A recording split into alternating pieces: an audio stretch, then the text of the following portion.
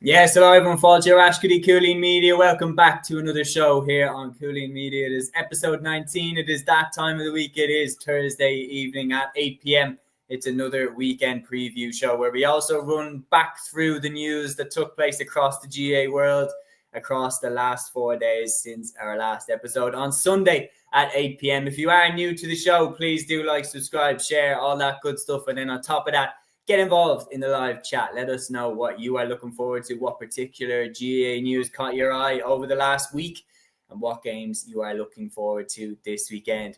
Aaron, unfortunately, can't be with us for this weekend, but I am delighted to be joined by Matthew Hurley and by Liam White for this episode. Matthew, I'll come to you first. Busy few days since the Sunday. Is there anything news-wise in the GA that you'd like to kick us off with to catch us up? You say, where do I begin, James? To be fair, there's been a lot between Provincial Alliance Football League fixtures, even though obviously Davy Byrne came out with that interview and he doesn't want Alliance as a sponsor. Obviously, that's his own opinion. Then obviously you have the All-Stars. To be fair, I think this is the less, maybe, I suppose, the less argument about an All-Star team in the last decade anyway. I don't think much people have complained.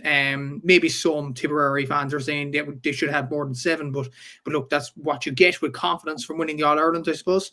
But look, yeah, to be fair, it has been busy this week, and obviously with the Munster Senior Football Championship draw being the seeding being postponed, which I'm not particularly pleased about, I'll put it that way. But look, it is what it is. And yeah, there's been a good bit now this week with all the clubs, there's action that has gone on over the last weeks or so and things like that. We have a few intercounty stories to go through, particularly the All-Stars. I'm sure we'll talk more on Sunday's show about the football team that will be announced tomorrow night, and plus the players of the year and things like that, even though I think we have a general idea who will be the player of the year in the football anyway. In hurling, we don't know as of yet, but I think I have one in mind for that I think all of us would probably agree on. So it should be interesting. It should be John McGrath, if that's where you're going with it. I mean, if you're talking about clutch, I mean, that guy came up trumps in every game that was important. Peter there saying, lads, I don't know if you caught that comment, having a good chat there with Dublin is great, 7-7-1-7. And they are leading the charge, guys. As I said, if anybody has any comments about the weekend or about the last few days of GAA news, get involved in the discussion there. He says, lads, you should be on the All-Star selection committee. I appreciate that, Peter. There's no doubt about it. I think they did a very good job with the selection of the All-Stars. And let's just start right there, Liam. I'll come to you for this one next. I think they did a good job. I think the next man up, Matthew, I've seen that you posted it for Cúilín. I think the next man up, and I agree with you're saying about notable absences, I think the next man up is Jason Ford. I think he was very, very good all year. And I think he could have an argument to be in. I think there's some other names here, like A2 saying Tim O'Mahony done dirty. I think Tim O'Mahony was one half away from being nailed on for an All-Star. And then obviously the All-Ireland final just went the way that it did. But Darren McCarthy, another interesting shout. Adam English. Liam, I know you've been kind of pushing how good Adam English is all year. Were you surprised that he wasn't there?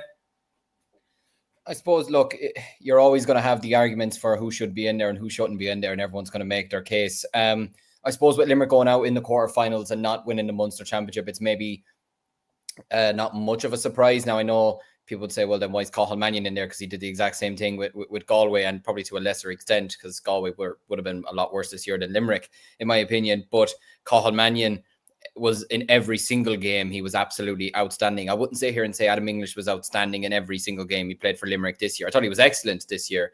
The only thing by that logic is how has Lee Chin not got an All-Star by that metric? I think Lee Chin, I think somebody put a good comment there saying, like, you know, when your team goes down, you go down with them, you know. And I think it is unfortunate for Lee Chin because, like, look, he's by far Wexford's best hurler. Like, if he wasn't there with Wexford at the moment, I'm not even lying, they could go down to the Joe McDonagh. Do you know what I mean? Like, he's that important to them, and he's that physical presence, and he's that scoring threat that he could have a bad. I saw it against Offaly this year. He could have a bad, in my opinion, a poor or a quiet 69, 70 minutes, and then he comes up with a goal. Do you know what I mean? Out of nowhere. He's just that type of clutch player. So I think for him, if there was to be someone that was extremely unlucky to miss out on one to that kind of degree, I think he's probably a fair shout.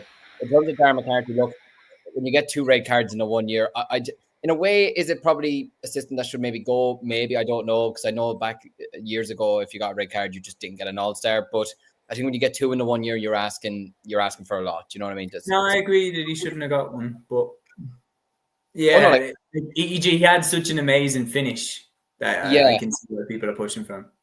Yeah, absolutely. No, that's the other side, that he had the All-Ireland final that he did. And look, he got a goal against Kilkenny in the All-Ireland semi-final. So won an under-20 All-Ireland with Tipperary as well. So there's always going to be those arguments.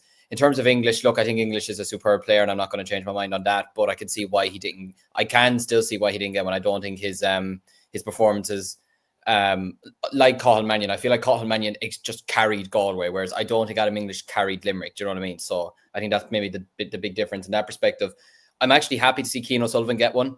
I think Sean Curry could have been one that was maybe a bit unfortunate from a Dublin perspective, maybe as well. I thought he had a very, very good year, took over free duties. I remember even the game against Wexford that he played in the championship where he just absolutely exploded, came into life. Against Kilkenny, got the 2 clutch frees, 21-yard frees into the back of the net, beating Owen Murphy, which is never a simple thing to do. I thought he was absolutely sensational against Limerick, and obviously after what he's just done for the Fianna as well, I think he was maybe unfortunate from a Dublin perspective, but Cian O'Sullivan was just on fire this year, so I think that was the right choice. And yet, look, I do kind of agree. I think Tim O'Mahony, had the All-Ireland final gone the other way, he probably would have gotten one. So he's probably one that probably should feel a bit hard done by. Look, Darv, I think Shane Barrett to a degree as well. I know he got the red card against Clare at the start of the year, but I thought he was Cork's best player in the first half in the All-Ireland final, to be honest with you. And had Cork gone on to win the All-Ireland, I think he would have probably been man the match in the end. He had 1-3 by half time. But yeah, no, I think other than that, I think they've actually done really well this year. It's not like other years where you'd have a few, what is this? What the hell are you doing? This is wrong. This is stupid. I think this year they've got it marginally pretty right, to be honest with you. I think Mossy Keown deserved one. I thought he was outstanding for Kilkenny.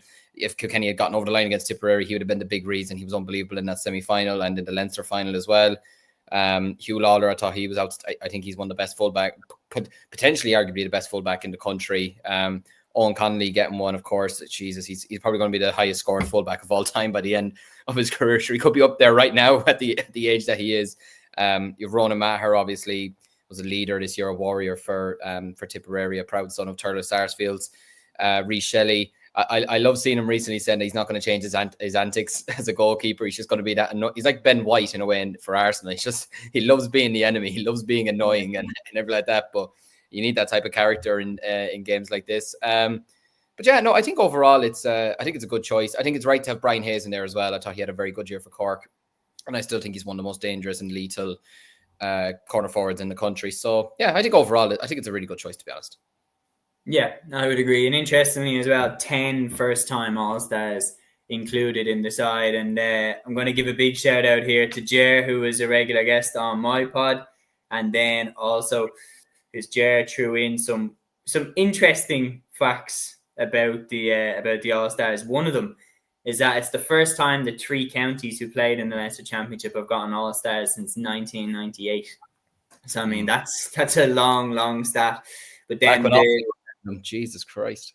Yeah. Back when Offaly were winning all Irelands and none of us were alive. So interesting that it goes back that far. Matthew, there's a direct question from Peter saying, Matthew, was Mossy Keown the highest scoring from play? Overall across league and championship he was, yeah. And then Peter also says, would have thought TJ might have shaded in. I thought it was a quiet enough year for TJ. Like, obviously his standards are still amazing, but it didn't stick out to me that he should be getting an All-Star. I wasn't surprised that he didn't. But I thought overall it's a pretty good team. I'm happy with how the team looks. I think with an All-Star team, you're always going to get 1 or 2 players that are hard done by to not get an All-Star. But lads, opinion-based time. With all the talk about the All-Star team, inevitably with All-Star teams, no matter who you pick, there are going to be players that, people feel like were hard done by. I'm pretty happy with the hurling team. I think they picked a fairly good team. I think they nailed it. Who do you think was the most hard done by in terms of All-Stars that you ever saw? A year where someone didn't get an All-Star that you still can't believe they didn't. Does any spring to mind? Is it Bo Colt, Seamus? Both codes. Yeah, For me, ever, Donegal O'Connor. 2010, is it? Yeah. Or any year, to be honest with you. He was the greatest, one of the best footballers I've ever seen playing a Cork jersey. And the way he dragged Cork back into that game against Down, and the way he got us back into the game against Dublin in the semi-final, he came up with crucial moments against Roscommon, obviously in the quarter-final as well. If you're talking about big game, clutch players for an All-Ireland winning team, that was him. I Donegal O'Connor. The fact he never got an All-Star in his career. People talk about players like Hoggy and all them that had never got All-Irelands. Donegal got an All-Ireland, but he didn't get an All-Star, which is absolutely incredible when you think about it that way. But yeah, I think, honestly, I'd go with him as a player that really felt hard done by, I think, not to get an All-Star in any year, particularly 2010, in my opinion. That's a really, really good shout. A2 saying this uncle's alive, talking about 1998, Brian Wheelahan, some hurler, and he says the Dooley brothers, John Troy. He says, thanks for reminding me of that semi-final. Peter says, wow, who took O'Connor's spot in 2010? Now, this is my weird GA knowledge. I know who that full forward line was. It was Daniel Goulding, Bernard Brogan, and Benny Coulter. That was the full forward line of the 2010 All-Star team. I can name you the full team if you want. Peter says, that is mad. He was robbed. My personal one, and it's not as impactful. Mine isn't as impactful because of the fact that he got plenty of All-Stars and plenty of awards, but I remember being gobsmacked that Stephen Cluxton did not get the All-Star in 2017 as the goalkeeper, and it went to David Clark. I remember being stunned. David Clark had a great year that year, but you look at the semi-final against Tyrone in 2017 when Stephen Cluxton nailed that kick out to Niall Scully over the Tyrone press and forced Tyrone to immediately abandon their defensive press on Stephen Cluxton, fall into the defensive system, and then Dublin picked them apart. Stephen Cluxton single-handedly beat their press that day. He was unbelievable in 2017. And just how he wasn't named the All-Star goalkeeper. Because going up to 2019, he'd only been named an All-Star twice. 2011 and 2013. And all up until that point, he was the best goalkeeper in the country. So I remember thinking up until 2019, I was thinking this fella's being consistently robbed. He's consistently not being named the best keeper when he is the best keeper. And then finally in 2019, he got another one. But yeah, I think he probably should have got more, which is absolutely crazy because the legacy that he has as the best goalkeeper of all time, I think should be reflected in the amount of All-Stars that you have. Liam, do you have any? I don't know. I feel like the ones that the lads mentioned there with some of the Offaly players probably do stand out just because of how influential they were a couple of years ago. The Stephen Cluxton one that you mentioned there was actually one I was thinking about as well. I thought he was absolutely unbelievable in 2017 for Dublin. Like, he's really modernized the role as a goalkeeper. And like you mentioned there, you're picking out the kickouts that you mentioned there, and even just his influence in the net. You never really felt like you were ever going to score on him, really, unless, I mean, you just ran about 5 yards in front of him like Andy Moran did in the All-Ireland final, in which you're just not going to save that. But just even with his clutch kickouts or his clutch scores from frees as well, and his overall leadership roles, I suppose to a degree, I feel like Lee Chin, I wouldn't say like he's always like, say, deserved one over the last couple of years, but he is, in a way, it's unfortunate, not unfortunate, because look, you're going to play for the county you're from, whatever, and he's proud to play for Wexford. But like, he would start for every team in the country, if we're being honest. And like, if he was in any other county, he'd have a bunch of them, in my opinion. And it's probably just because Wexford just haven't been as good as they were in, like, 17, 18, 19, in those days, that he's probably been unfortunate to have missed out on a couple, because he's been really clutch for Wexford. He's put in huge performances. Liam, which Offaly hurler has the most odds? I feel like it could be someone like Johnny Pilkington. I could be wrong. I have a weird feeling it could be him, or it could be one of the Dooley. No, not the Dooley brothers. I have a feeling it could be Johnny Pilkington. Johnny Dooley, no? It could be Johnny. Whelan. I remember one year there was some fuckery going on that like Brian got hurler of the year and didn't get an All-Star because they had by two different selection panels. Yeah, that's a record that will never be broken. That was a very strange one, to be honest with you. Actually, that's your one. That's your one. That's the biggest one. Liam, as an Offaly man, take that away. Tell us about 98. Was it 98 that happened with Brian? 98, I just remember it being the year that we played Clare 3 times and we protested on the pitch because the referee blew up the whistle. And Babs Keating became public enemy number 1 in Offaly, probably more than what he was, probably more of an enemy in Offaly than what Oliver Cromwell was to the country, to be honest with you. Like he was not like whatsoever, just for calling the players sheep or something like that. It wasn't Babs, yeah. No, he said what, donkeys don't win derbies or something, was it? Was that? Yeah, it was like making the comment of like they're not like the traditional counties like Kilkenny, Tipperary, Cork or whatever. And look, we're not. Look, I suppose to that degree we're not, because we haven't won 25, 30 All-Irelands, but there was a lot of people in Offaly that were not happy with those comments. And then look, they went on to win the All-Ireland, and Johnny Pilkington famously saying we're not a bad old flock. So I think that was just the best. Yeah. That was the best thing. I'm obviously misquoting. Who said donkeys don't win derbies? I don't know why. That's my anyway. Long day. Yeah, Brian Wheelahan in the 98 final was absolutely dying. He was not well at all. He was fairly sick that day. Yeah. And they threw him up into the forward line. And look, as my father says to this day, if we didn't do that, we wouldn't win the All-Ireland. He absolutely tore the Kilkenny defence apart in that second half, and was so he nearly stamped his authority at that time, whether people still believe it or not, as probably the greatest hurler to ever play, or certainly the greatest hurler to play for Offaly. Do you know? Yeah.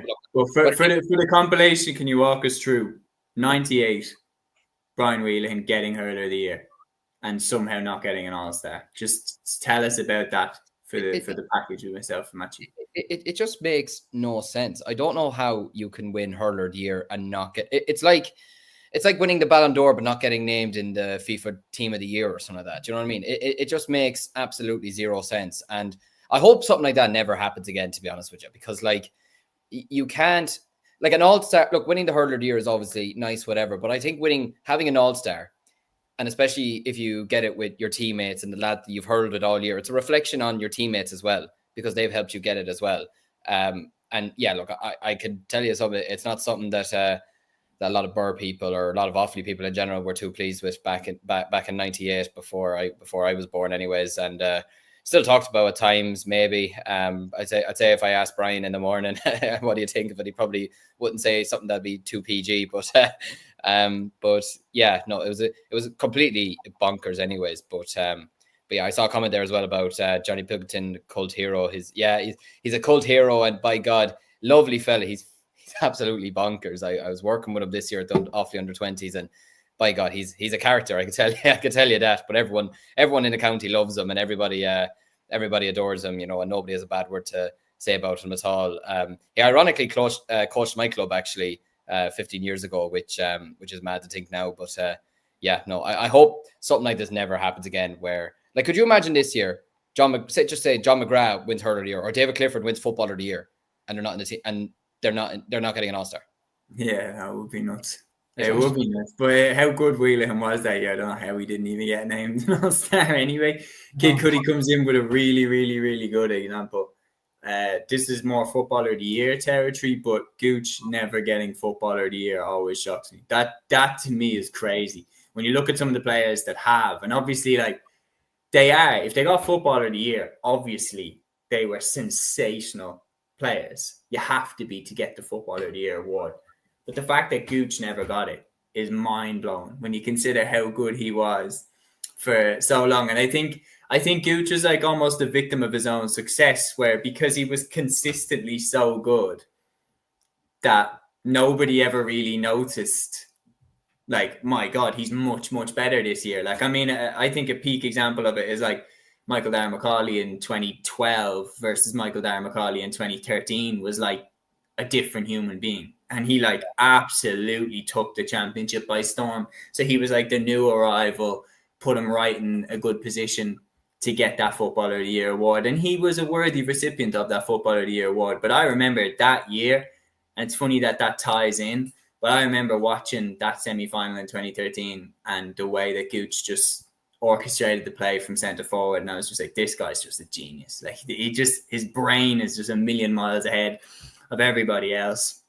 And yeah, Peter saying Johnny Pilkington is a cult hero. His one-liner should be framed. His Laker girl was class. And my favourite line from him is the what would it mean? Oh, you know, a lot of drinking. Gooch never winning it is outrageous. One of the best to ever do it. Daithí Regan picking more scraps than Paul Galvin and Philly McMahon locked in a room together. Babs Keating said that James before the Cork's Munster final in 1990. So that's the Donkeys Don't Win Derby statement. Peter saying Michael Bond, the Offaly manager, what a story. Yeah, that's very true. That was an incredible story. Incredible episode on Leicester Gale. Matthew, Gavin has teed up a question for you. Interested if you want to take it on. I know that you do have a strong opinion on it. Thoughts on Munster GAA not seeding their competition next year? So Gavin's come in with a question there. Obviously, the Munster Championship has changed their stance and it is not going to be seeded. Obviously, what's going on here? Well, it is going to be seeded, Seamus, but it's seeded so that Clare and Kerry automatically go to the Munster semi-final rather than Cork and Kerry, because Cork are higher in the league than Clare. And we were thinking, okay, this is over now, not just for Cork, but for Liam's County, Offaly, for Kildare, for Down, for Westmeath, for those counties that actually do well in Division 3 and Division 2, and they don't get the rewards for it. But now it's changed the stance because Clare had a complaint. I think Limerick had a complaint as well, that they wanted this to be postponed a year, and ultimately they got their wish. This has now been postponed to 2027, so Clare and Limerick know exactly what they need to do in Division 3 next year. And I've said it before, and I'll say it again, Seamus, this isn't just for Cork. I do think a Munster final between Cork and Kerry would be the best in all facets, to be honest with you, because you looked at the semi-final last year, it was a classic between the two sides. You then look at the Munster final and Kerry walk all over Clare. And you look at the provincial finals across the country, Leinster, historic between Louth and Meath, Connacht, entertaining between Galway and Mayo, Ulster, probably the game of the year between Donegal and Armagh. I think Munster setting a profit in many ways by having a Kerry and Clare Munster final. It should be Kerry and Cork. It's as simple as that. And as well as that, in the league as well, because Clare got to the Munster final, they got into the All-Ireland series last year. And if they get another good draw, say at Tipperary or Waterford again next year, they'll be in the exact same position and they'll be into the All-Ireland despite how they get on in the league. And I've said it before and I'll say it again, you look at the counties that are actually doing well in the league, Offaly being promoted, winning Division 3, doing well, the Cormac Egan, Jack Bryant, these players absolutely excelling. What's that for then? Like, they go up from Division 3, they were better than Clare, and then Clare just waltz into the All-Ireland because they get an easy side of the draw. They draw against Tipperary. Look at the draw. And I think it's wrong at so many levels. You look at the record for Clare in the football championship, and look, it's a simplistic stat, but it's so relevant.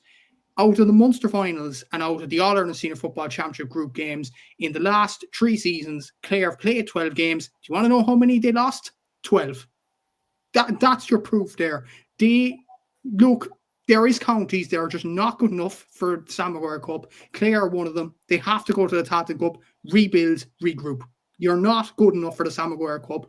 And I feel like Munster's in that kind of predicament at this present moment in time. You look at Limerick, reaching the Tailteann Cup final. That's how you develop. That's how you gain confidence. Clare are getting batterings year in, year out. What's that doing for them? So I think it'd be best on all parties if they just go down to the Tailteann Cup, if this draw went ahead. But look, it's done now.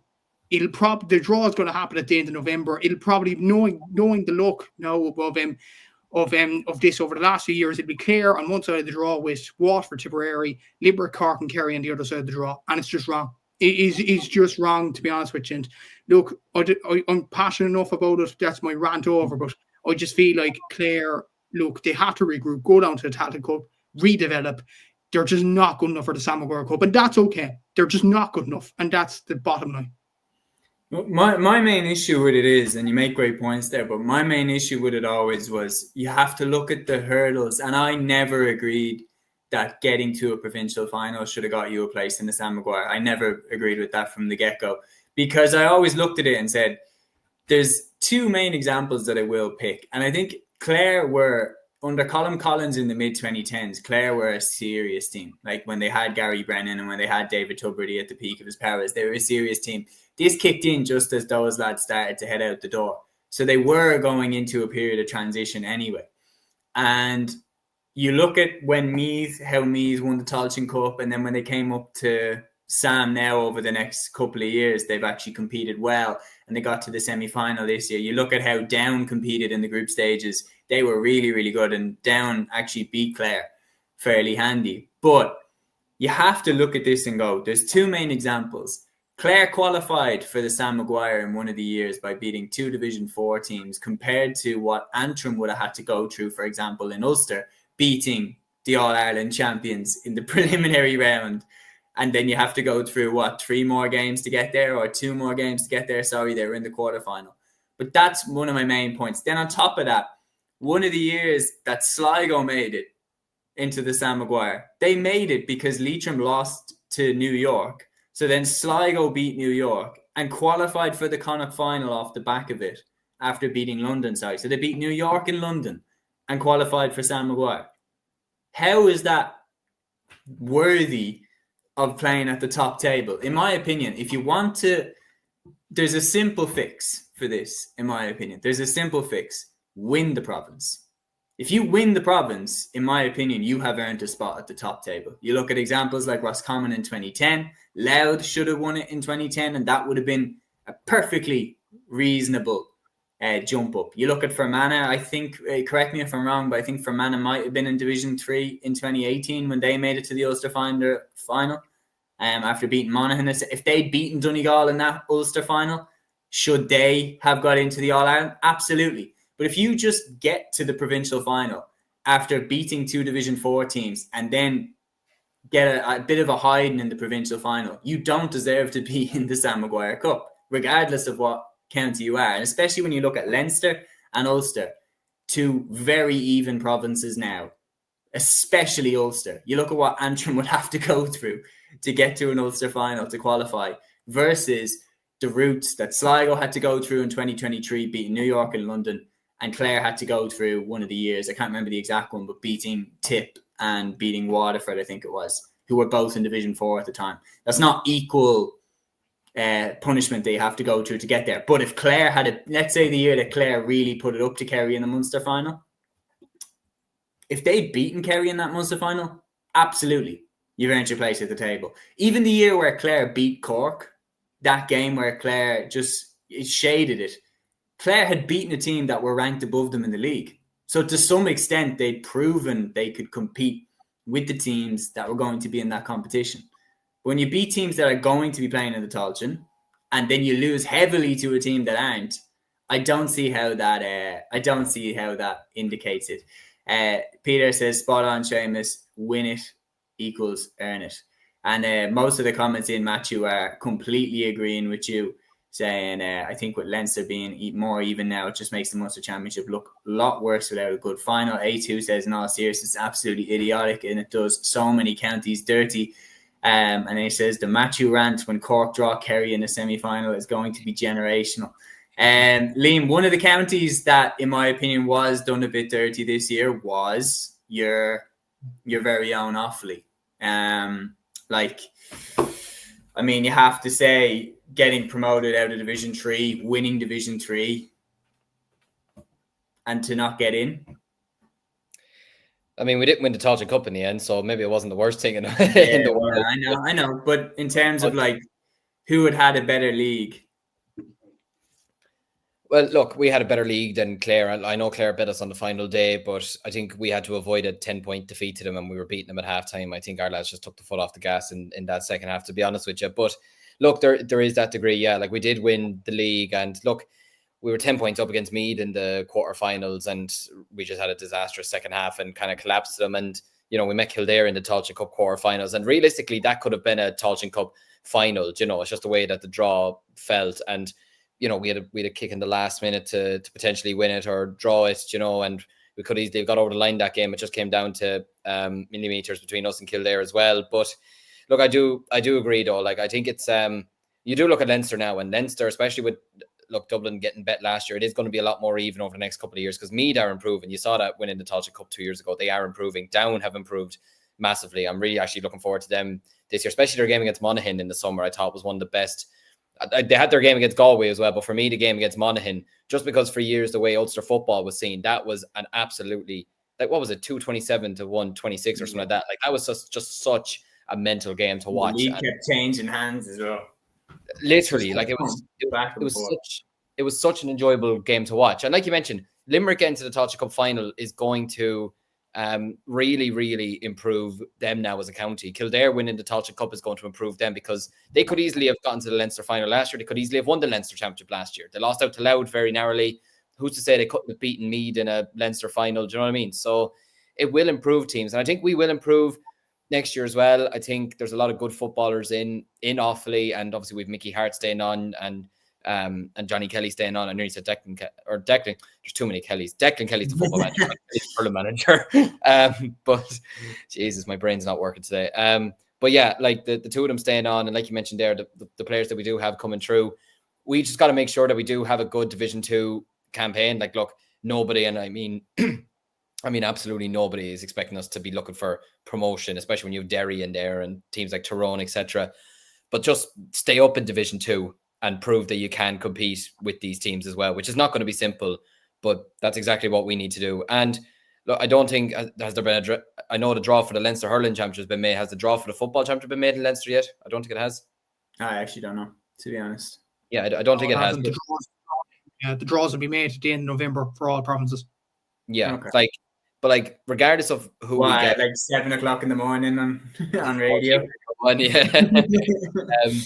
like we've got to show that we can perform in the provincial championship as well. Like regardless of who we play, or no matter where it is, we got to perform ourselves. But I do agree. Look, Clare getting to the Sam Maguire Cup off the back of winning 2 games against 2 Division 4 sides is not exactly a great look. And like you mentioned there, I was even doing it in my head. Antrim would have had to beat to get, by your logic, say if you have to win the province to get into the All-Ireland series, Antrim would have had to beat Armagh, Tyrone, and Donegal.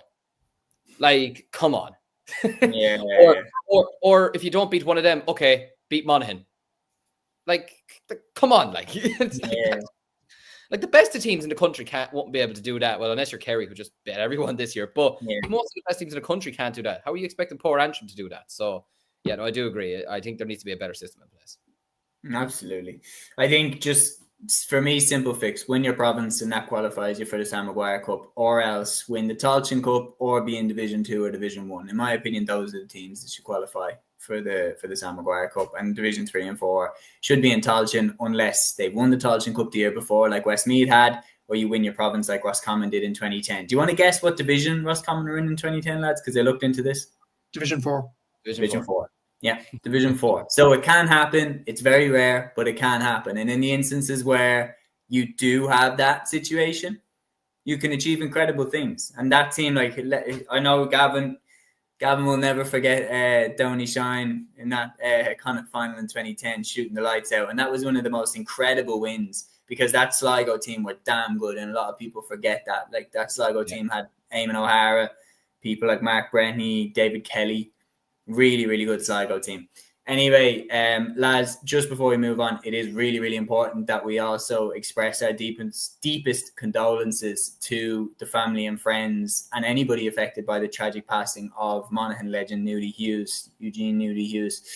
Absolute icon of Monaghan GAA. Kid Cuddy puts it here really nice. He said, lads, maybe a word on Nudie Hughes. Monaghan lost a legend this week. Rest in peace. Absolutely. I couldn't have said it better myself. Or yesterday, you have an Anam Dealish, Monaghan's first ever All-Star. Absolutely incredible figure in Monaghan Gaelic games, Ulster Gaelic games.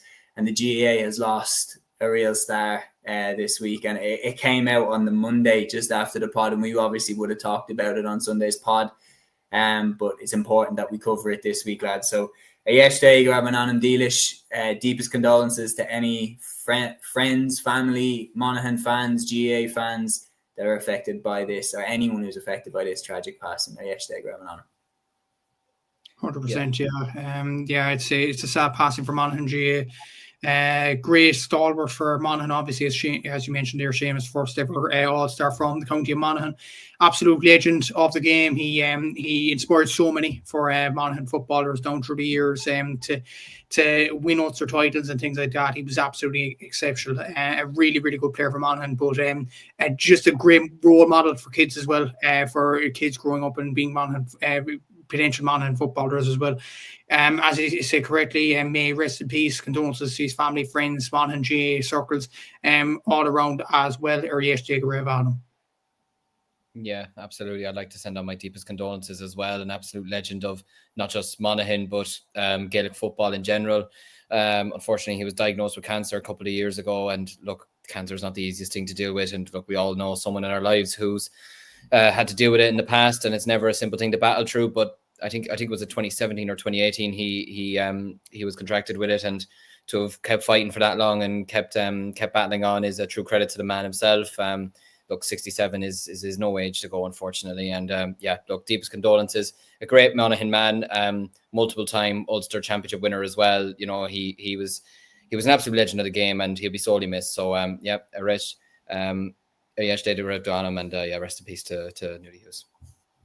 Yeah, and Peter here bringing this. Nudie did a great pod with Tommy Niblock and Oisin McConville. Yeah, I mean, he came across really well in that pod as well. Like, there's no question about it. I mean, he's just an absolute gentleman and one of the greats of Gaelic games. No question about it. Rest in peace, Nudie Hughes.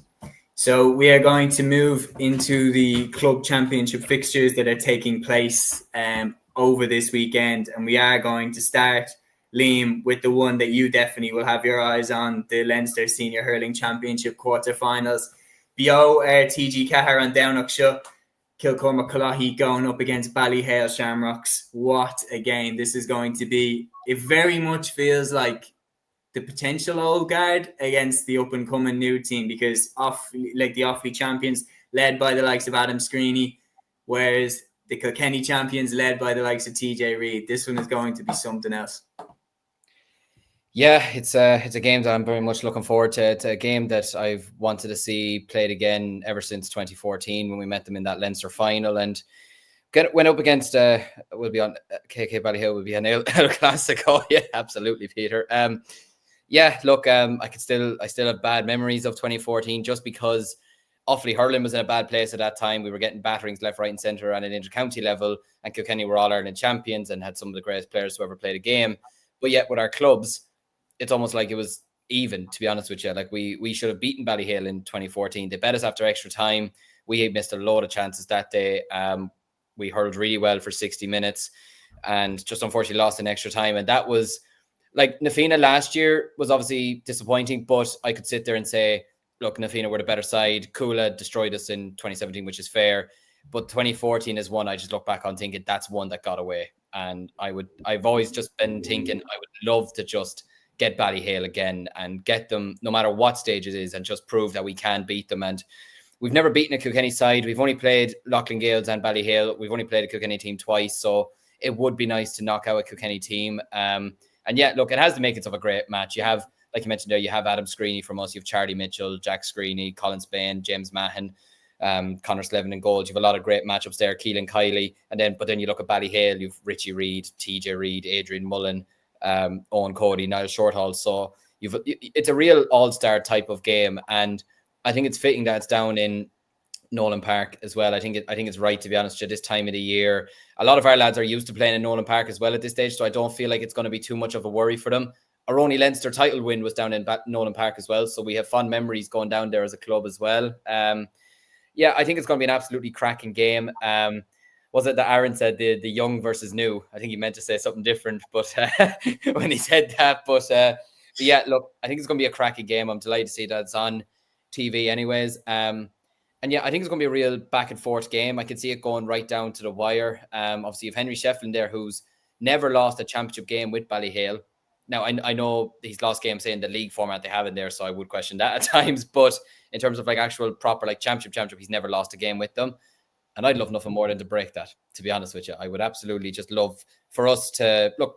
We got to a Leinster final last year. I would love to see us get back there again. It's not going to be simple because I think the Leinster Championship is very, very open this year, just because I think there's so many good teams in it. And look, obviously, a lot of people would fairly be back in Ballyhale Shamrocks. They have the history. They're the greatest club hurling team of all time. So many All-Irelands, so many Leinsters have such experience and the players that they possess. But I'm never, ever going to back against my club. And I might have worries at times with Offaly, but I never have a worry with Kilcormac Cúilín. And I am absolutely predicting us to win this weekend. I'm absolutely going to predict us to win this weekend. I think if Charlie Mitchell is on song, I think he could have the game potentially of his life. He's in great form at the moment. Of course, the media will be picking this up as TJ Reid versus Adam Screeney, even though that's just not fair, because one is 38 and probably the greatest hurler of all time. The other one's starting out his career and he's nowhere near the size of him. But yeah, I think it has the makings of a cracker. And of course, I'm absolutely going to back us to spoil the party. Matthew, could I get a quick prediction off yourself? Yeah, I'm going to go with Liam's prediction. I'm going to go Kilcormac Cúilín as well. Look, I've liked the look of this Kilcormac Cúilín team, especially since last year. I said this to you, Seamus, I thought it was their year to win Leinster last year over Navina. And I kind of have to keep that kind of prediction kind of going. And as Liam mentioned there, Charlie Mitchell, obviously Adam Screeney, that's obvious there. Colin Spain is a real good player in their own midfield as well. Like they have some absolutely superb talented players. Kilcormac Cúilín, they are a young team as well. Look, Ballyhale will be tough. Not just TJ, but Owen Cody's an absolutely excellent player in that team. And you have others that are performing absolutely brilliantly. Obviously, D. Mason is a very good goalkeeper. I think Kilcormac will edge it. I don't think it's going to be hammering. I think it's going to be very, very close as well. But I'm just going to edge it for Kilcormac. I said still win Leinster at the start of the year. I'm sticking to it. I said that Kilcormac would win Leinster at the start of the year as well. And I am going to stick with that prediction. I think they're going to shade it, but I am not as confident, sorry Liam, as the two of you are. I've seen Ballyhale too many times, and I'm just like, the further they go, the further they get along, the more I think they're hard to stop. And I think if they get through this, I think they win Leinster. Even though Nafina have looked good, Martins are tricky, I don't see anybody stopping Ballyhale if they get through this one. I think I saw enough in the Dublin final to tell me that Nafina can be beaten. I think Ballyhale finished them off if it's in that situation. I think Kilcormac Cúilín finished them off if they have them like that. Lucan were brilliant, but I was just thinking, I don't think you can get away with that for much longer, because they did, as we know, get the rub of the green with the penalty. You don't always get the rub of the green. And if they didn't get the rub of the green that day, they wouldn't be Dublin champions anymore, simple as. So it's close. I'll still stick with Kilcormac, but A2 is coming in on smoke here, saying congrats Ballyhale on their comprehensive victory. So he's back on smoke again. He's coming after you this time, Liam. He's not even coming after me. Peter, he says, your centre-back is very good, Liam. Colin Spain is a superb hurler. And he also says Kilcormac Cúilín have the grain of rice to do it. So we have 4 going for Kilcormac Cúilín, 1 going for Ballyhale Shamrocks. And A2, I know you'll be back in the chat on Sunday to tell us if you got it right. And look, if Ballyhale beat us, then I'll say congratulations to them. Like, I'm not bitter at all. We won the off-league title, and I can accept when a team beats us, do you know what I mean? And beats us fair and square. Like, I'd have accepted if Shinroan came back and bet us in the off-league final. I'd have said fair enough, you know, because like, you know, they came back in the second half, nearly pushed us to the edge. So I've no problem admitting Nafina were better than us last year. Do you know what I mean? They deserve to win the Leinster final. Yeah. But look, I'm just not backing against my club. That's just not happening. They mean more to me than anything in the world. So yeah, no, I'm never going to back against us in terms of the centre back. Yeah, it's going to be interesting to see who we put on TJ Reid, which is still mad to be saying at 38 years of age. But look, you have players there. You've Jordan Quinn. Could he be marking him from full back? Keelan Kiley, the centre back he was mentioning there, probably need a big physical presence on a TJ. And look, Keelan Kiley's the type of player that TJ Reid could be in his way, or the Rock Sullivan could be in his way. He'll just run through you. He might probably not get knocked down as well as the other fella, but he'll run through you. He's not afraid to run through a fella. So if we probably need someone to probably put out a bit of a statement, like, you know, a big hit at the start of a game, just to say you're welcome, or you're welcome to this game. It's not going to be simple. We probably need something like that. But yeah, I do kind of agree. I think if Ballyhale do get past us, it's going to be very hard to see them stopped, to be honest with you. But yeah, no, bring on Sunday. It's going to be something else. It is really a case of, like, in my opinion, the old champions versus the team on the come up, because I think when you look at the lads that are leading the Kilcormac line, the Adam Screeneys, the Colin Spains, this is the next generation of Offaly hurlers. This is the future and the present of Offaly inter-county hurling. Ballyhale Shamrocks, for me, even if they win the All-Ireland, the likes of TJ, Joey, Holden, I can't see them still doing this, and maybe I'll eat my words, but I can't see them still doing this in 5 years. But I can see Adam Screeney, Colin Spain still tearing it up in 5 years. So it is very much a case of, have Ballyhale got one last go in the tank with this team and this crop of players towards another sensational All-Ireland? The best club hurling team I've ever seen. Do they have one go left in them, or do they have more goals left in them? Is this the start of another dynasty? In my opinion, that's why this game is so intriguing, because it's the team that have been so successful against the team on the come up. And that's, oldest storyline in sports, but it works every single time, regardless of what sport it is. And I can't wait for Sunday. Aidan Sands here saying, I see Ballyhale winning the All-Ireland, going for Ballyhale in this game. A2 saying, coming after all you lads, do you not get how the jinx works? That's pretty true. I hope Kilcormac win though. Ballyhale are boring. Dublin is great, says my Sunday is going to be Mount Leinster versus Mount Leinster. What? Mount Leinster versus Naas in my club. I cannot say Spell versus the Martins of Wexford. I'm guessing that's Nafina against Martins. Interestingly, I said it as well, lads. Dublin is great. There should be a double header between the Dublin and Wexford games. I said that there wouldn't be a double header, and lo and behold, there isn't, which is slightly frustrating. But either way, we are going to pick it up, because I am looking at the time and we've literally covered one game, lads. So better get the skates on here. So Matthew, I'm going to throw you the rest of the Leinster games. I'll take the Martins versus Nafina game. So Martins against Nafina. Look, no question about it. I think Nafina were on the ropes against Lucan, and they got that decision from the ref with the penalty call. That was crucial. But then, they held their nerve and they worked the winner for Sean Curry really well. And I just got a sense that Nafina were gone, like from being in Parnell Park at that final. I was there. You got a sense that they're going to crawl over the line by their fingernails here. Like, they're going to give it everything that they have and they'll find a way. Now, I think that they'll do enough to shade this one against Martins. It was a very close game in Parnell Park last year. Rory O'Connor caused Nafina a lot of problems that day, and Martins have won it again. But I just think the fact that Nafina got through tells me that they're going to give it another good rattle at trying to win Leinster and go beyond. So I'll shade it to them. Interestingly, Peter goes for Martins to beat Nafina. They schooled Naas last year, he says. And then he also thinks Mount Leinster Rangers will sneak past Naas. Those two other games, I'm going to shade that one actually to Mount Leinster Rangers. I'm going to go for them to sneak it. And I'm going to go for Clough Balacolla to beat Castletown Gagan in the final one of the quarterfinals. So that's the Leinster Senior Hurling Championship quarterfinals taken care of. Matthew, I'm going to come to you with a different competition. I'm going to go up north to Ulster football. We have two quarterfinals taking place on the Sunday. What a game we are in store for here with these two. Scottstown of Monaghan going up against Nave Connell of Donegal at 1:30, and then Madden of Armagh going up against Sean O'Leary Newbridge of Derry at 3:30. And that second one is live on TG Cahir. This is going to be something else. Yeah, I'd say it's going to be two very interesting games there. Scottstown, obviously, they've been at this rodeo for a number of years now. They do have some superb players, as we all know, the likes of the Hugheses and the likes of Conor McCarthy. They do, and Jack McCarron, they do have some absolutely excellent players. But the question mark about Scottstown is, do they have the bottle to get over a big side? He looked at them against Kilcoo last year and they fell flat. That was probably...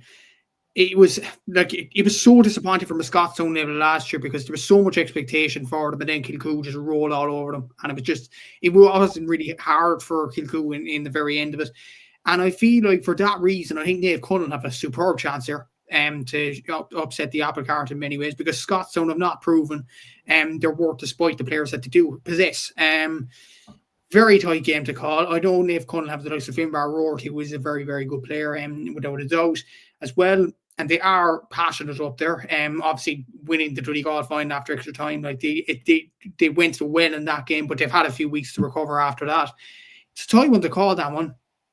I think it's going to be, I'm going to say Nave Connell, but slightly. I'm going to go for them, because after last year, I don't trust this Scottstown team. I simply don't. But we'll see what happens. It is going to be a very interesting game there. And the other quarterfinal you mentioned there, Madden against Sean O'Leary's Newbridge.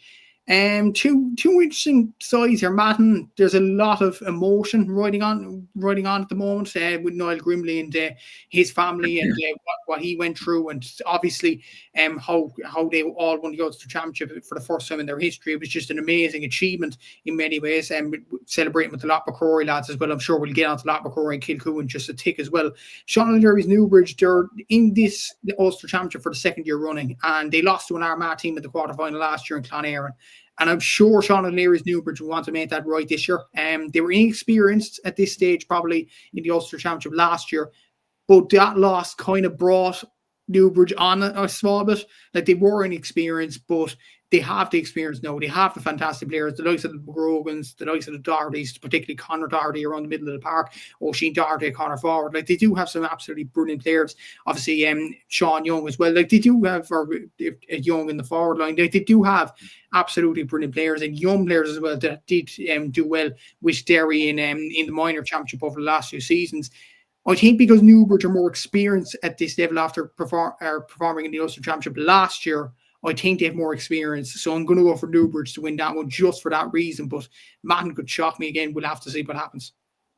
Yeah, I actually agree with you on both. I think that Sean O'Leary Newbridge are going to surprise Madden with how good they are. I think they've been moving under the radar for a while now. Back-to-back champions in Derry, very quietly under the radar at a time when Glen and Slotneil have unbelievable teams. So I'm going to shade it to Newbridge in that one. And then I actually do agree with you. The way that Scottstown flattered to deceive against Kilcoo last year, I think Naomh Connell are like a solid, you know what you're going to get with them. I think they're 8 out of 10, 7 out of 10 every week. But I think Scottstown are a little bit more fluctuating up in terms of what performance they can give. I think especially in tough winter conditions, the more solid, consistent team is usually the one that I favour. So I'm going to go with Naomh Connell to take that. Liam, the two other Ulster Senior Football Championship quarterfinals, they take place the day before on Saturday, November the 8th. First one is King's Court Stars of Cavan going up against Ern Gales Ballyhale of Fermanagh. But then the one that is live on RT2 is an unbelievable game. Loch McCrory of Tyrone, fresh off the back of their first Tyrone Championship, going up against Kilcoo of Down at 7:15 live on RT2. What a game this is going to be. Yeah, and I suppose, first of all, I do agree with you as well. I think Naomh Connell will beat Scottstown. I have a weird feeling about it as well. I agree with what you said there. Scottstown last year, the way they fell apart against Kilcoo and the way they conceded those 5 goals was not a good sight to see. Maybe they've changed this year, I don't know, but I actually think Naomh Connell will win that, and I agree Newbridge as well. I'm going to go for them. So 2 away wins there. Kilcoo and Court, yeah, it's a strange one because, look, Kilcoo are a team that you feel maybe should have done better over the last couple of years, maybe. Maybe I'm reaching out too far with that. But you do look at the players that they've got. Your Conor Laverty's, who I think is one of the best footballers in Ulster. I think he's absolutely unbelievable. You've Paul Devlin, who's an unbelievable footballer. Ryan Johnston, it's a really good Niall Kane in goals, who's a very good goalkeeper as well. Like, you've some really, really... Aaron Brannigan as well, who I think is really, really impressive as well. Like, you've a really, really a good amount of players. The Ryan McAvoy player I should have mentioned as well. Like, they have a lot of really good players in their panel. And realistically, they should probably be seen as the favourites to win the Ulster Championship, if we're being frank and honest about it. But the club championship is just so funny, isn't it? It just never gives you like you mentioned there with Scottstown. Like, for the players that they have and the reputation that they have, they should be doing better in the Ulster Championship. So, and this is going to be a very tough game for them, going up against a side who, of course, ruined me and Seamus's All-Ireland predictions anyway. Well, I think we ruined it ourselves by picking Ergo Kieran. But to take down Trillick in an Ulster final is really, really impressive going. With the thanks of the priest as well, who put the mass on. Was it the priest put the mass on the Saturday instead of the Sunday so they could pray for each other? Look, I think Kilcoo, for me, should have enough to see themselves over the line in this game, despite it being away from home. I just think their team is very, very strong, and I feel like they will have regrets over not winning the Ulster Championship last year. Like, the way they took down Scottstown, and look, they came up against a really good Ergo Kieran team last year, but I just think this year you got to make it count. Like, Ulster is so wide open this year, but I think if you're going to win it, it has to be this year with some of the teams that are gone. The Crossmaglen Rangers are gone, teams like this. Like, I think you've got to make the absolute most of it. So I am going to go with Kilcoo with that one. In terms of King's Court Stars and Ern Gales Ballyhale, look, I think this is probably the only team that will have a victory as a home side this weekend. I think King's Court are a very good side. some really good players in amongst their ranks as well. I'm gonna go with them to probably shade it very narrowly. I don't see them being good enough to maybe take down the rest of the teams, to be honest. If it goes the way that we're suggesting, I don't see them beating any one of Kilcoo or Naomh Conaill or Newbridge, to be honest with you, but I think they'll shade it this weekend. I think it's really, really interesting to look at Kilcoo's game against Errigal last year, because I think one of the ingredients that people are sleeping on when it comes to Errigal and why they might be able to shade a game like that against Kilcoo is they are underrated in terms of the experience that is in Errigal Kieran's team. Like the likes of Peter Hart, the likes of Cormac Quinn, the likes of Ben McDonnell, who have a lot of inter-county experience and have been around for a long time. So it wasn't just the dynamite up front that Errigal had. They also had that hard-working ingredient. Tommy Canavan as well has loads of experience at that level. So things like that helped them to get over the line. So that was big. A2 saying 5 to 7 point win for Kilcoo. Experience will tell, and the Tyrone lads will still be in the Monday club. Look, there's no question about it. Kilcoo are favourites, but Trillick were favourites going into the Tyrone final, and we know how that ended. So don't write off this Loch McCrory team. Don't write off anyone in the club championship. The next game on the list is the Connacht Senior Football Championship quarter-final between Ballina Stephenites of Mayo against North London Shamrocks of London. I think we are all going for a sweep for Ballina there, lads. Bringing us on then to the Tipperary Senior Football Championship final. Matthew, I'll go to you for this as a Munster man. Clonmel Commercials going up against Kilsheeling Kilcash. This one is on the Saturday at 3 p.m. What are you expecting from this one? Everybody would expect Clonmel Commercials to win because of obviously the players that they do possess, the Mikey Quinlan's. I don't know, is Jason Lonergan involved this year? Is he still abroad? Is he retired, Quinlan? Is he just never playing for Tip again? I don't think he's ever playing. No, I don't think he is. Okay. I just think we just lost interest in intercounty football. But like seeing him play for Clonmel Commercials, you just wonder what could have been from a Tipperary point of view, because he's an excellent footballer. Like it's just a shame in so many ways, but he has his Munster title, he has his All-Star from 2016, so I think he has another minor medal from 2011, so I think he's pretty delighted with his intercounty career in many ways. But Declan Brown would fucking snap his hand off for what Mickey Quinlan has. Yeah, exactly. But yeah, I think Clonmel Commercials they have the players, they have the talent, and as well as that, the emotion over the last few weeks in losing a club stalwart like Philly Ryan has kind of, made them, play for him in many ways. And I think emotion's a huge, huge pile driver. And I think it will be enough to get over Kilsheeling Kilcash, who I might add, like Kilsheeling Kilcash performed really, really well in the semi-final against Otmore Castellini. It was a shock that they won that game. They deserved it, absolutely deserved it. And they are a pro football area around that, them parts of Tipperary. So they won't make it easy for Clonmel. It's going to be a difficult game. I just feel like Clonmel will win this game because it's on in FBD Semple Stadium. It is a difficult sort of a game for Kilsheeling Kilcash, because the thing is, if it's on in like a boggy ground, like it was against Otmore Castellini, Kilsheeling Kilcash kind of play on that. The underdog plays on that. If it's in a wide pitch like Thurles, Clonmel have the footballers to kick the game out of reach. And I just feel like Clonmel could win this game because of that. And worth noting as well, the winners of this play St. Finbarrs from Cork in the Munster quarterfinal next week. So should be interesting to see who wins this game from the Bars point of view as well.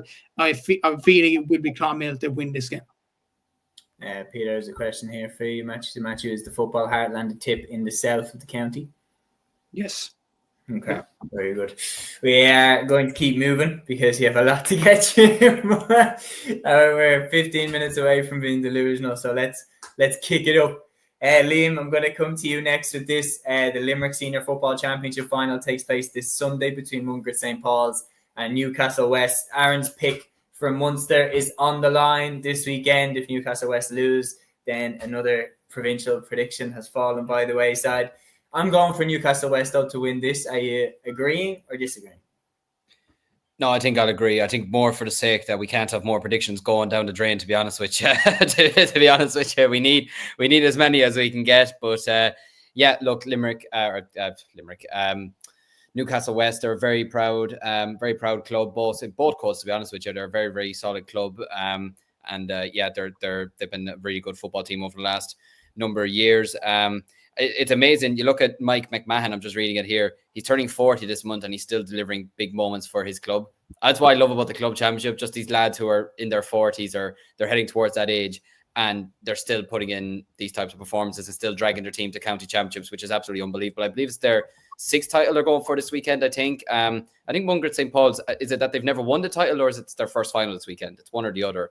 I don't think they've ever won it anyways, but it's going to be a great occasion for them. But look, I think Newcastle West are a lot more experience in this. Go ahead. He really doesn't like our predictions, does he?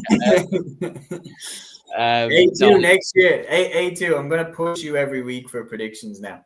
I want to hear every game that we talked about. I want to hear a prediction, and then we'll compare. I wish that there was like a fantasy league or something. I really do. But then again, could you imagine if we did a fantasy league and we were like hovering near the bottom? Just like we'd have to perform. Like we'd have to perform. We'd have to do. You have to do the business. Like, I'm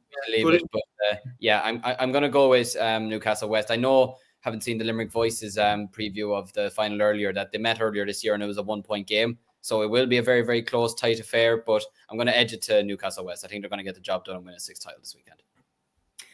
Can I throw the next one to yourself, Matt? Go ahead. I have a proposition to make. I think Mungret will win the game. Okay. Now. A few reasons.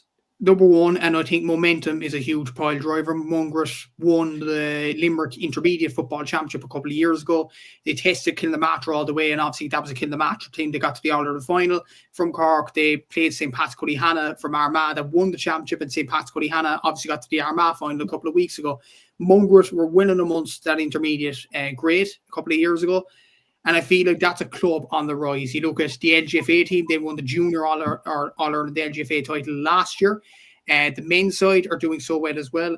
And they do have a plethora of decent enough players. Like Shane Barry, for example, at full forward, is a player that's really talked about in Limerick. He's a very, very good player. And you also have, my Cork boys, at fullback, you have a guy from West Cork, from Carby Rangers in County Cork, Robert Hagerty. So best it up to him in this Limerick final. Look, I feel like this is Mungret's time to go on and win it. They beat Adair in the semi-final, who won the Limerick Championship last year. Many people might not know that. It wasn't Newcastle West. It was Adair that won it. And Mungret beat them fair and square in the semi-final. They beat them by a point, 17 points to 113. And I said it to you, Liam, as well in one of the pods. I remember a few weeks back, and we were talking about Aaron's prediction, Newcastle West. And I was saying, I don't think they'll even get out of Limerick. And I said this to you. I don't know if you remember. I said Mungret would win the Limerick Championship. And I'm not changing my mind. I do think this Mungret team is on a journey themselves. They have momentum, and I feel like they're going to get to the top of the mountain in Limerick this weekend. A2 agrees. She says Newcastle West have been dodgy as well. So far, the table is set for an upset. And then he sums it up here. You've summed it up here. Club championships are complete Russian roulette. Amen. I mean, literally, it is like... It's like trying to predict what number on a dartboard someone else is going to hit when they throw it. Like, it's just, it's impossible to predict how it's going to go, especially from the offset when we predicted from the get-go. Like, the county championship hadn't even begun in most counties, and we were predicting who we thought was going to win the All-Ireland. So, if one of us gets it right, it's an incredible prediction. But we are going to move then. Matthew, we have a clash taking place in the Munster Senior Football Championship quarter-final, and then Liam, I'm going to throw you the Connacht one. Matthew, we'll go to you first. Éire Ó Guinness of Clare going up against Rathgormack of Waterford at 1:30. Yeah, it's a decent tie. This Rathgormack have good history in the Munster Championship. Obviously, last year they only lost by a point to Dr. Crokes, and to be honest, look at the end of that game. Dr. Crokes performed very well in the All-Ireland semi-final against Errigal Huron. But looking at the games up until that game against Errigal, the team that tested Dr. Crokes the most in the Munster Championship, it wasn't Castlehaven, it wasn't Lockmore Castleiney, it was Rathgormack that tested them all the way in that game. And I feel like this is a good Rathgormack team.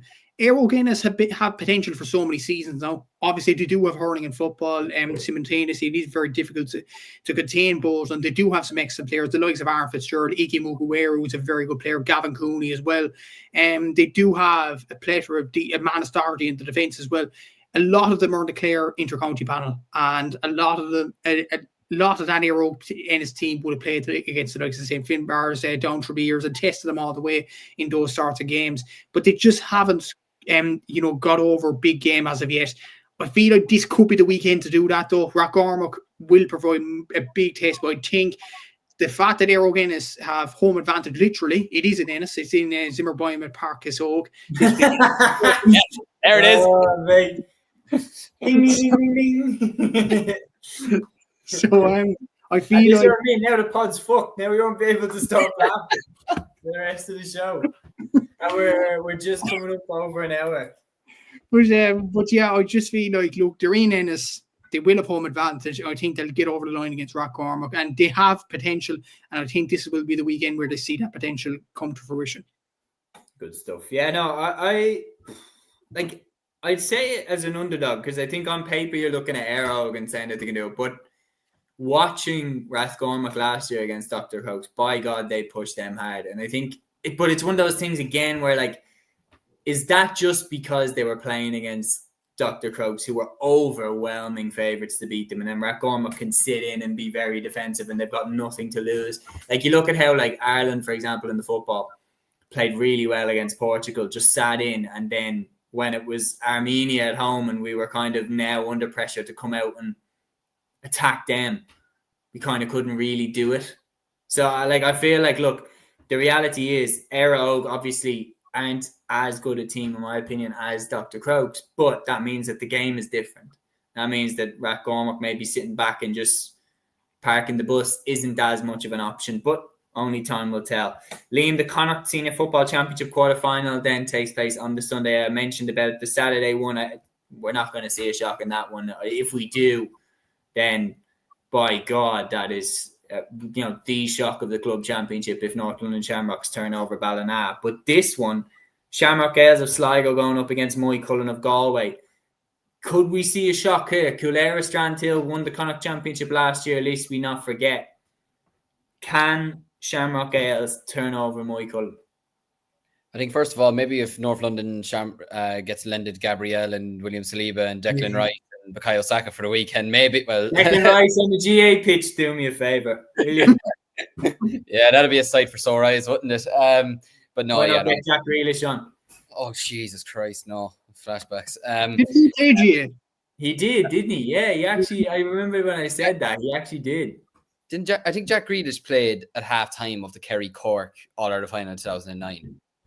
That's crazy. I believe, anyways. Yeah, which is just fucking mental. But yeah, in terms of this game, look, I think Shamrock Gales did extremely well to win the Sligo title, especially when you look at the first day and how much they were behind going into added on time, and they somehow got a draw against a team that were All-Ireland semi-finalists last year. Do you know what I mean? Like, that was unbelievable. And then to see them they destroyed them in the replay. Like, I don't think Coolera Strandhill, I don't think they actually I don't think they scored much from play in that final, or at least I think they had about 4 points by like the 45th minute or something like that. Do you know what I mean? Like, that they absolutely just were well on top of them that day. But I do think Moycullen are extremely strong. And I think even looking at the Galway final, like they were going really, really well in the final against Salt Hill Knocknacarra. They were winning by, I think it was 5 points at half time.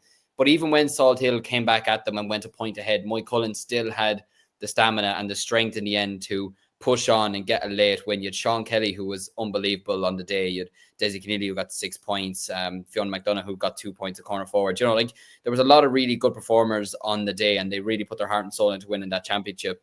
And I think they will have big ambitions to win the Connacht Championship. I think I said it last week or the week before. It'll come down, in my opinion, to Moycullen and whoever came out of Connacht, which is obviously now St. Bridget's. I think it's going to come down to the two of them, and I'm not going to change my mind on this. I think Shamrock Gales will give them a good battle. I absolutely think that. I think Sligo teams that come out of the championship now, especially after what you saw last year with Clare winning the Connacht Championship, especially against a very good Pádraig Pearse's team as well. But I just think Moycullen have too much quality. And I think if you're able to beat that Salthill Knocknacarra team, who have a Galway senior football forward line, never mind a club football line, I think they'll have enough to get over the line this weekend. Yeah, I'm going to go with Moycullen as well, which brings us on nicely. Then we're going to leave the provincial finals until the last. But Matthew, I'm going to go to you. Back to Munster now. For the Munster Senior Camogie semi-finals, you have De La Salle of Waterford going up against Turles Sarsfields of Tipperary on Saturday at 1 p.m. in De La Salle. And then St. Finbarrs of Cork going up against Newcastle West of Limerick. And that one is taking place in St. Finbarrs. Yeah, two very interesting semi-finals. And while we're on the Camogie as well, everybody tune in to the Camogie on Flying the Wall documentary on RTE tonight. It seems like a very, very good couple of episodes with the Camogie there. And it is absolutely great that we're having that. We've had Sunderland Till We Die on Netflix, and we've had so what many. Time is that on? It's on at 10:15 tonight. 10:15. Also, don't compare Sunderland Till I Die to this. Sunderland Till I Die was a circus show. I don't think this will be. Sunderland Till I Die was absolute dog water. It was one of the worst shows I've ever watched. I thought it was fantastic. No, it was funny because like you could tell, because with all them shows, with all the club shows, especially where they're like pro businesses, they are scripted beyond belief. Especially the Spurs one was painfully scripted. But the Sunderland one was like so bad that they were so bad that season that they couldn't even script it to make it look decent. Like, they kind of just went with it. They were like, "Ah, fuck it, we're terrible." Darren Bent cuffing his ears to the Sunderland fans for Burton. Look, it's mate. I get something. I don't know why I'm saying it. No, and do you know what's gas as well? Now they're like flying high in the top four of the Prem, and they don't have a Sunderland Till I Die season. I bet you're coming out for this year. Yeah, exactly. And yeah, hopefully I do like Sunderland as a club, don't worry, lads. But yeah, look, the Camogie semi-finals now, look, it is very, very interesting, these semi-finals in the Munster Championship. Like, you have St. Finbarrs against Newcastle West, and myself and yourself, Seamus, both said St. Finbarrs would win Munster, so that's one of our predictions flying high at the moment. And I do think St. Finbarrs will get over the line. They do have very, very good players. And to be honest with you, how they haven't got to a Munster final up until now with this group of players, I actually don't know. You have Saoirse McCartan there, you have the Callans and Maeve, Orla, Grania there as well, Kate, like you have the whole Callan clan there. You also have Stephanie Punch, who's the captain, who's a very, very good player as well in that St. Finbarrs team. And you also have the legend Jim O'Connor in the backroom team for St. Finbarrs. So you have winners amongst the dressing room there. So I feel like they'll get over the line. Look, Newcastle West have decent players themselves. The likes of Rebecca Dee, who's a good player in the Limerick Camogie team. But I feel like St. Finbarrs will have too much, especially at home. De La Salle against Turles Sarsfields is a very, very interesting tie, particularly because of the best players that both sides possess. De La Salle have Beck Carton in their team. Turles Sarsfields have Karen Kennedy. This is a very, very interesting game. I feel like the home advantage is so key, and De La Salle have it. I think that might be good enough to push them over the line. And I feel like they've been in Munster for a few seasons now, whereas Turles Sarsfields had to watch the likes of Drummond Inch and Clouty Rossmore compete in the Munster Championships. This is their first Munster Championship, I think, in a while, Turles Sarsfields. So I feel like De La Salle might have the experience there. And with Beth Carton in the team, if you get her to shoot on goal, she's going to convert nearly every opportunity, 80-90% plus. So I do feel like that'll be the threat in the game. I do think they go over the line. And then worth noting as well, the two semi-finals are also live in Clubber this Saturday as well. So if I have time, I might actually watch the St. Finbarrs game, but we'll have to see how that time goes. But I think St. Finbarrs and De La Salle will get to the Munster final. I agree with you on the bars, but I'm going to go for Turles on the other semi-final. I think just they've been really, really good, especially defensively. And then in Karen Kennedy, they've got one of the best players in the country. So I'll shade it to them. But then I would probably... the bars against Turles. And I went for the bars from the get-go, so I'm going to stick with them. But Turles have looked really, really good. So I think that one is going to be really, really interesting to see. Yeah. There's no question about it. I mean, now the final two games that we have. Liam, I'm going to throw this one to you first, going over to the West. the Connacht LGFA final is Kilkerran Clonberne going up against St. Bridget's. So the all-conquering 4 in a row All-Ireland champions. This is an almighty task for anybody that plays them. St. Bridget's are the team that play them this weekend. Can they do the unthinkable? Or is this another step for Kilkerran towards potentially doing a remarkable 5? No. I'm being honest. No, I don't think this Clonberne team are just unbelievable. I'm sorry. I don't think anyone's stopping them. I think if there is a team to stop them, probably maybe still Kilmacud Crokes, maybe. And there's a spoiler alert. I don't see Tina Healy beating them this weekend. I think if they're beating Dunshaughlin the way they did by 10 points, like making it fairly easy for themselves, then despite Tina Healy had a good win over Milltown in the semi-final and they did really well to they were really, really strong at that game, but I don't see Kilmacud Crokes losing that one, so spoiler alert there. But yeah, in terms of Clonberne, yeah, look, they're going for 5. It's a 5 in a row, isn't it? Like they're just an absolutely savage side, and the players that they have and the way they conduct themselves, they're a credit to themselves and a credit to Galway and everything. Just they're just unbelievable. So I don't see them really being bet by Bridges this weekend. I think Bridges will put it up to them. I absolutely do. And look, like we said, it is the club championship and it is this time of the year. You never know. But for me, I just don't. When you have players like Louise Ward, Christ, when you have players like Louise Ward in your team, I don't think you can be stopped. Nicola Ward for me is the best player they've got. Nicola Ward, Olivia Divley, yeah. To be fair, you could name literally the whole team. Yeah, and they're all standards. Olivia, just even like Nicola, especially 2024, the year that she got Player of the Year. I remember being like, yeah, honestly, like I know there's a recency bias and everything, but like just watching her play in the semi-final, I was like, if I was making an all-time team, I think I'd still take her. Like in terms of like, when you're talking about players at their peak, she's just so fast, so strong. I was like, in my team now, I'm not saying I'd have her as my centre half back of all time. I think a position like that, you have to look for the longevity of career. I think you have to look more like Bridge, Stack, Rena Buckley, potentially those type of players. But I was like Nicola at cornerback bombing forward the way that